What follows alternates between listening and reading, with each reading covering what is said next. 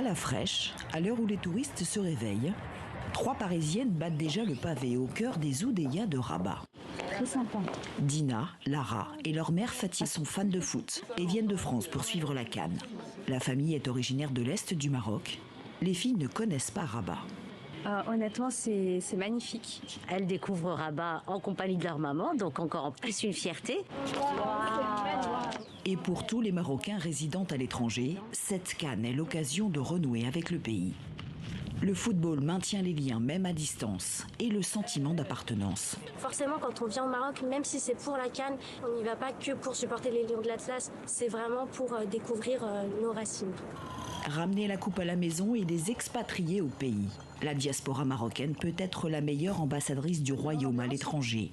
Son avis compte. C'est vraiment au top. On a le background du tram derrière, on est vraiment baigné dedans. Et pour ceux qui ne seront pas du voyage, l'organisation de la CAN au Maroc reste un événement fédérateur. Nous sommes en Espagne. Plus d'1,5 million de Marocains vivent ici. Depuis son village de Cayosa, près de la Costa Blanca, Anouar suivra la CAN. Il n'a jamais raté aucun match. Le football marocain est en progression et c'est du grand jeu. On le voit bien aujourd'hui. On a beaucoup d'excellents joueurs et notre foot se développe énormément. Retour à Rabat, au musée national du football marocain, flambant neuf. Ici se mêle l'histoire du pays. Les photos des joueurs locaux, binationaux, des stars qui jouent à l'étranger, tous nourrissent la fierté des Marocains, d'ici ou d'ailleurs. Moi, j'ai la chance de supporter le Paris Saint-Germain et on a un footballeur marocain dans l'équipe. L'exemple Hakimi, icône nationale, sert ainsi de modèle.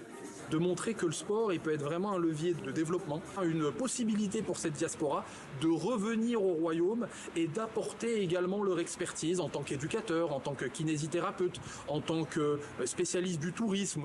L'organisation de cette Coupe d'Afrique des Nations est un test grandeur nature avant d'accueillir la Coupe du Monde en 2030. Une opération séduction mondiale et pour les 6 millions de Marocains qui vivent à l'étranger.